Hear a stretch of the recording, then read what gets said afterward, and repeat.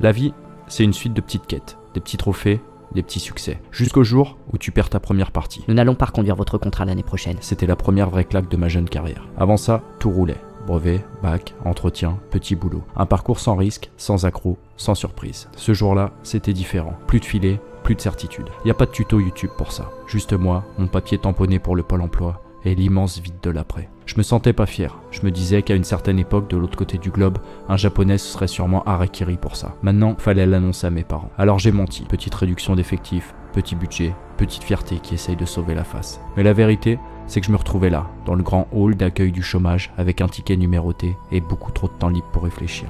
Au début, c'était même agréable. Rester au lit, regarder des documentaires obscurs, fumer des joints, faire la fête, faire ce que je voulais, quand je le voulais. Mais très vite, la vraie question est arrivée. Qu'est-ce que je fais maintenant? Je me suis dit que c'était l'occasion de rebondir vers un boulot dans lequel je pourrais m'épanouir, un truc qui me plairait vraiment. Alors j'ai postulé à plein d'offres, j'ai attendu, j'ai repostulé, j'ai rafraîchi mes mails comme un toxico en manque de notifications.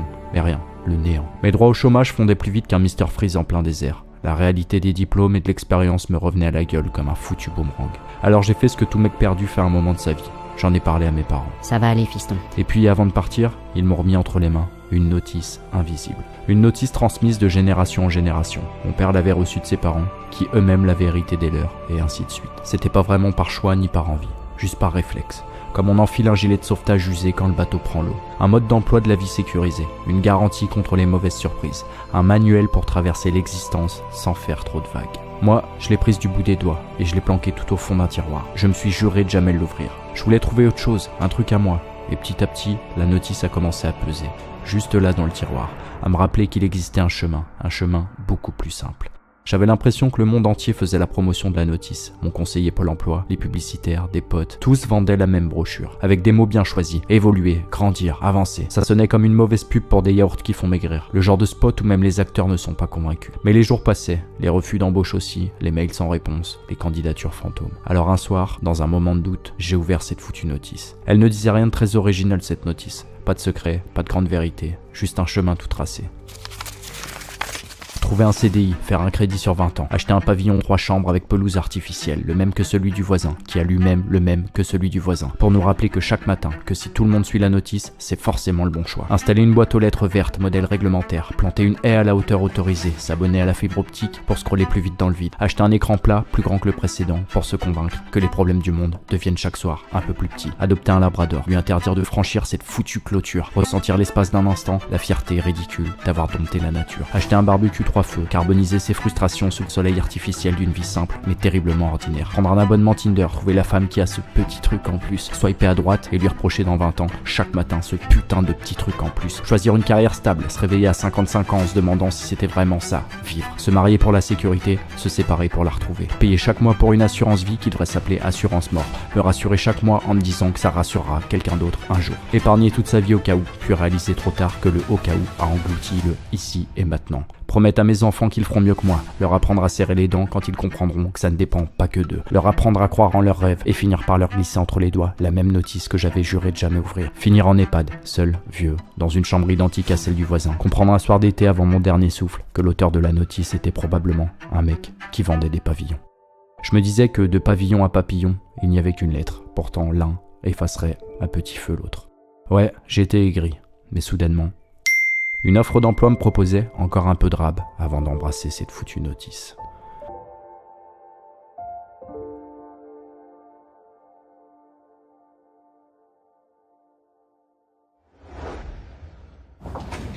Comme je te l'ai dit tout à l'heure, c'est sacrément grand. On a mis des plans à chaque croisement de couloir. Alors n'hésite pas, parce qu'on a perdu beaucoup de stagiaires. Vraiment beaucoup. Bref, pour conclure cette visite, tadam, la salle de montage vidéo des podcasts. Mais un podcast, c'est pas juste de l'audio normalement? Ouais, mais maintenant les gens veulent voir ce qu'ils écoutent. C'est de l'écoute passive, active, visuellement. Bref, ton bureau sera juste à côté, le bureau 404. Il est tout neuf, le mobilier devrait pas tarder à arriver. Maintenant, est-ce que tu as d'autres questions? Moi c'est Bébert, ça fait 4 ans que je suis chez QDM+. Ce qu'on fait ici, bah c'est un peu compliqué. Je crois qu'on alimente un truc, un flux, une boucle. Mais je suis pas dans la stratégie, faudrait voir avec le gars de la stratégie. La stratégie Le directeur des services pourra t'expliquer ça mieux que moi. Alors moi, je structure, je crée des services. Le brainstorming, c'est moi. Le pré-brainstorming, pareil. Ensuite, j'ai lancé la cellule de clarification des intentions, puis une division pour encadrer cette cellule. Là, vu que j'étais encore plus perdu, j'ai créé le service de supervision de la supervision. Et là, je crois que j'ai un peu perdu les pédales, je me suis lâché complet. En juillet, j'ai perdu le service courrier, il a fusionné avec je ne sais quel service. Il y a eu beaucoup de départs, beaucoup de silence aussi. Je me demande parfois si je suis pas devenu un service moi aussi. J'ai jamais vu ça. Ça fait 30 piges que je suis responsable de la sécurité dans des boîtes, mais là, personne n'a aucune idée de ce qu'il fout ici. Un jour, on leur a donné un badge, et depuis, ils se pointent là, tous les matins à la même heure, avec leur gueule de connard. Vous savez que certains sont même pas payés, hein, mais ils viennent quand même. Pour ceux qui sont payés, ils sont auto-persuadés que tout ça avait du sens. Regardez celui-là, il imprime tous les fichiers numériques qu'il reçoit, puis il les scanne pour en refaire des fichiers numériques. Il fait ça toute la journée. Son poste, numérisation digitale. Voilà. On donne des noms compliqués à des trucs complètement cons pour donner l'illusion que c'est pas complètement con. Mais croyez-moi, ça l'est. Pour la première fois depuis longtemps, je me sentais bien. Je donnais des coups de main là où on voulait bien de moi. Un jour, j'ai aidé un mec à tenir un mur pendant qu'il réfléchissait. J'avais pas de poste, mais j'avais un badge et un stylo. Et parfois, c'est suffisant.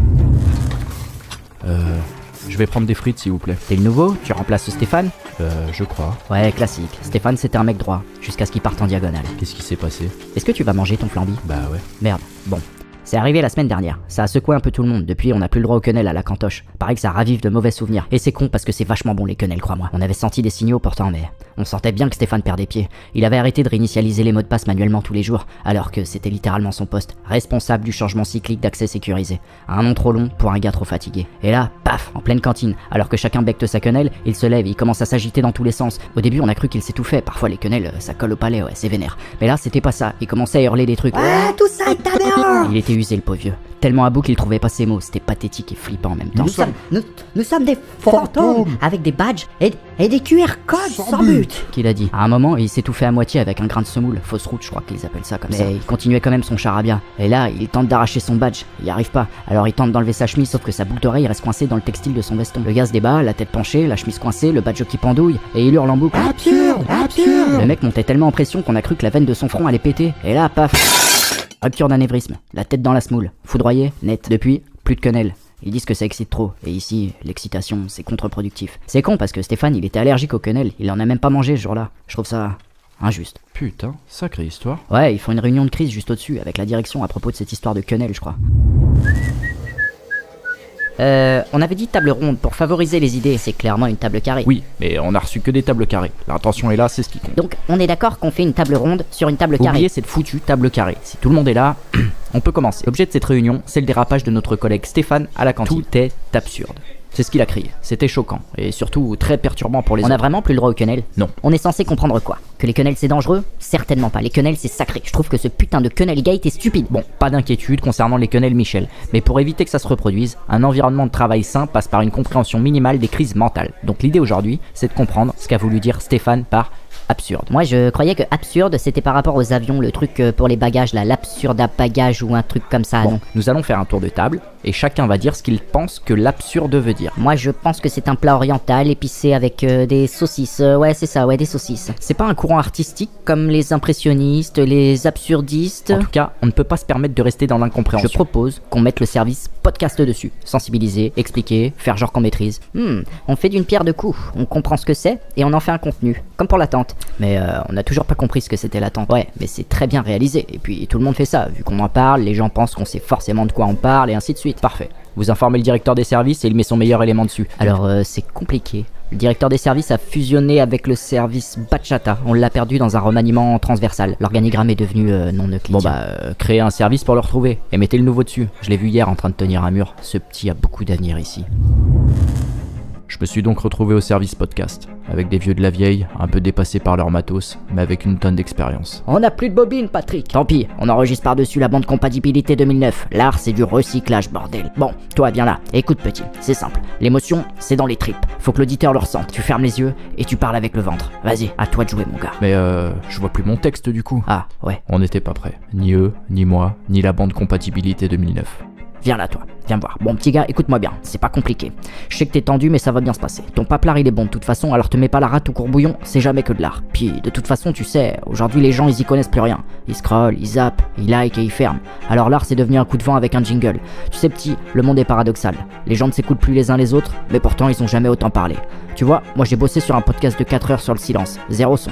On a eu une nomination. Bref, t'as les tripes, tu respires, t'as un gilet fluo. Alors c'est bon, on lance. Silence plateau, nom de Dieu. C'est bon Patrick, j'ai lancé la bande. Et cette fois, t'appuies pas sur le bouton rouge pendant l'enregistrement. J'appuie si ça me parle. À toi mon petit. Ok.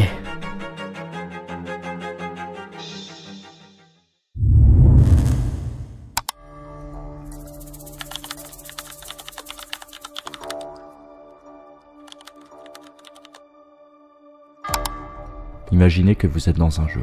Vous êtes des milliards. 7 milliards de joueurs, tous face à la même quête. Au commencement, on vous donne une fiche de personnage. Garçon, fille, blanc, noir, riche, pas riche. Vous n'avez pas choisi, mais ce sera votre point de départ. Et ça risque vachement d'influencer la suite, en bien ou en mal. Vous débarquez donc sur le plateau. On vous apprend à bouger vos pions, à dire bonjour, merci, pardon. Puis très vite, on vous glisse à l'oreille qu'il y a un but, qu'il faut réussir. Mais réussir quoi? Personne ne vous le dit clairement. Alors vous regardez autour, vous imitez, vous avancez. Il y a des niveaux, des bonus, des malus, des victoires qu'on ne remarque même pas, et des défaites qu'on vous demande d'avaler avec le sourire. Parfois vous gagnez, mais vous ne savez pas à quoi. Parfois vous perdez, mais personne ne vous explique pourquoi. Je peux pas vous dire ce qu'il y a au bout de ce jeu, parce que j'ai pas encore fini la partie. Tout ce que je peux dire, c'est qu'on appelle ça le jeu de la vie.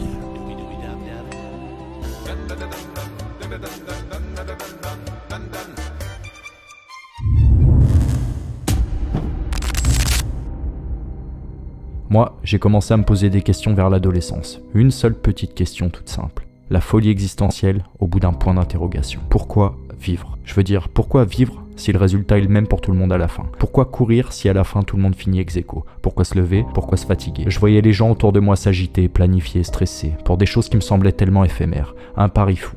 La vie, c'est déjà une chance sur deux de pouvoir tourner la page du calendrier demain. Alors pourquoi s'évertuer à courir si la finalité est la même pour tous? Cette pensée est dangereuse.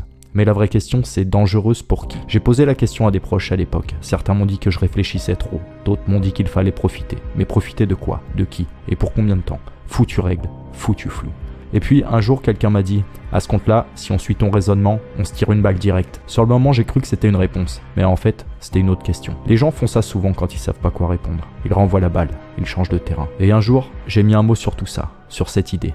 La vie est absurde. C'est venu comme ça, j'ai rien inventé. L'absurde c'est proche et c'est loin en même temps, un peu comme un nuage. Je me souviens de Charlie Chaplin glissant sur une chaîne de travail, moi enfant qui riait aux éclats devant la télé. Mes parents riaient également, mais c'était pas le même rire. Le leur était un peu moins naïf, comme abîmé. Le regard tendre de ma mère qui regarde son enfant avec un sous-titre caché. T'as compris, mais t'as pas vraiment compris. Putain, 25 ans plus tard, j'ai compris, mais j'ai toujours pas compris. Mais ce que j'ai compris en étudiant tous ces films absurdes, c'est que pour que quelque chose soit absurde, il faut une base concrète pour que ça fonctionne.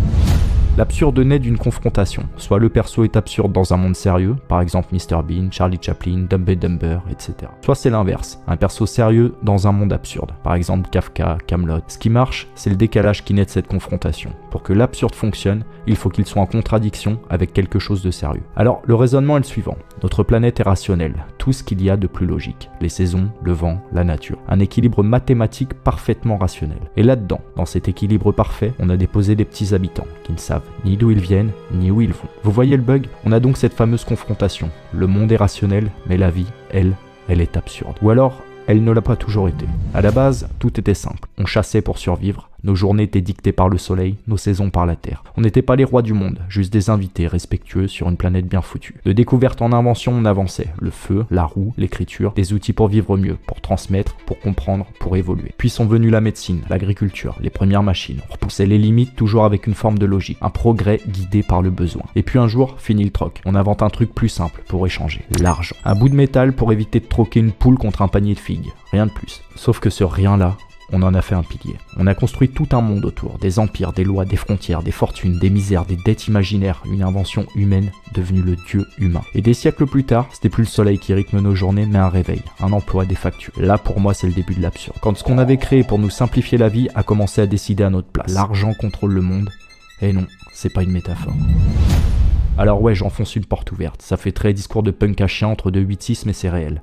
L'homme a essayé de donner un sens à l'absurdité de la vie, un truc qui pourrait servir le plus grand nombre, et il en a perdu le contrôle. Alors, est-ce que le monde est devenu absurde quand l'argent est arrivé? Ouais, mais pas que. En fait, c'est devenu absurde quand nos créations nous ont dépassés, quand le sens du non-sens est devenu un moteur. Et maintenant, j'en sais foutrement rien. On avance à tâtons dans un couloir où d'autres ont accroché des pancartes, avancé tout droit. Le jeu de la vie va très vite, trop vite, et la partie risque de se finir pour tout le monde bien plus tôt que prévu. Et je crois que c'est un truc humain ça, vouloir des réponses, mettre du sens sur l'incompréhensible, résoudre ce qui le dépasse. On a prédit l'extinction du soleil, il y a très peu de chances qu'on y assiste, mais ça rassure. Comme si on préférait écrire notre propre fin, plutôt que d'en subir une qu'on ne contrôle pas. Et pourtant, dans tout ce bordel, il y a de l'espoir. Des gens bien qui croient en l'humain, qui créent, qui partagent, qui aiment sans condition.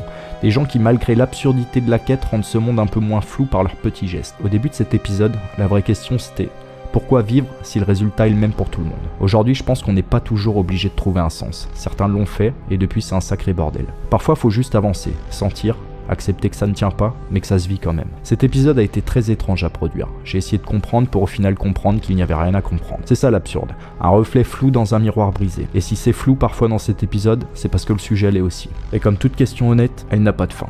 Si je l'avais écrite il y a 10 ans, elle serait différente. Dans 10 ans, elle le sera encore. Parce que la vie continue de te nourrir quoi qu'il arrive, même quand elle t'épuise. Et le jeu, malgré ses règles, évolue constamment pour chaque joueur. Alors pour paraphraser une grande dame de ce monde, qui résumera tout ça, t'as compris, mais t'as pas vraiment compris.